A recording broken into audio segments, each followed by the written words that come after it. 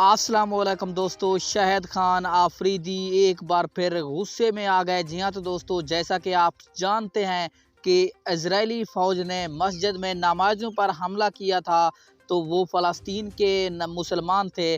जी हाँ, तो दोस्तों इसी के साथ शाहिद खान आफरीदी ने बहुत ही बड़ा ऐलान कर दिया है। तो आइए जानते हैं शाहिद खान आफरीदी का इजरायली के हवाले से क्या कहना था।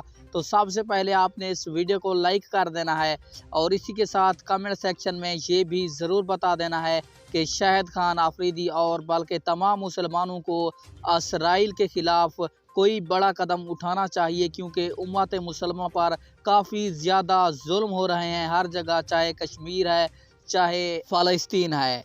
तो आपको बताते चले मुकम्मल तफसीलों से पहले वीडियो को लाइक कर दें, चैनल को सब्सक्राइब करके इस चैनल का हिस्सा बन जाएं, ताकि आपको क्रिकेट से रिलेटेड हर नई आने वाली वीडियो का नोटिफिकेशन सबसे पहले मिलता रहे।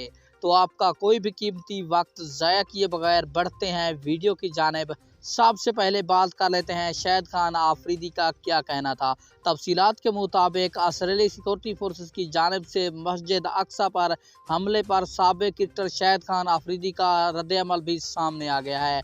माइक्रो ब्लॉगिंग वेबसाइट ट्विटर पर उन्होंने कहा कि मस्जिद अक्सा की दीवारों, फर्श फ़लस्तीनी खून से और इधर मेरी आंखें बेबसी के आंसू से सुर्ख हैं। इनका कहना था कि आलमी ज़मीर बेहसी की चादर में लिपटा सो रहा है। शायद मुसलमानों का लहू इस कदर बेतौकीर है कि इस पर ना कोई आवाज़ उठेगी और ना ही कोई मुहिम चलेगी। जी हाँ, तो दोस्तों शाहिद खान आफरीदी का शदीद अल्फाज में इस वाक़या पर मज़म्मत की है। इसी वीडियो के साथ मुझे दीजिएगा इजाज़त। अपना बहुत ही ख्याल रखिएगा। अल्लाह हाफ़िज़।